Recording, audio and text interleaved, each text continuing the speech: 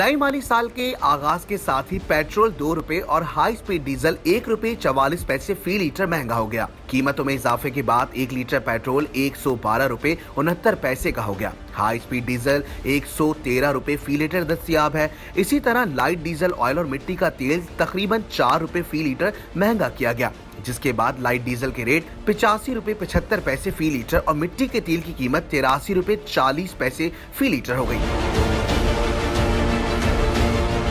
वजीर आजम के मामले खुसूसी शहबाज गिल ने एक ट्वीट में निशानदेही की है कि इंटरनेशनल मार्केट में कीमतों में इजाफे की वजह से ओगरा ने पेट्रोल 6 रुपए 5 पैसे फी लीटर महंगा करने की तजवीज दी थी, लेकिन वजीर आजम ने सिर्फ 2 रुपए फी लीटर इजाफे की इजाजत दी, जबकि डीजल के नर्ख 3 रुपए 44 पैसे बढ़ाने की तजवीज थी, लेकिन सिर्फ 1 रुपया 44 पैसे इजाफे की इजाजत दी गई।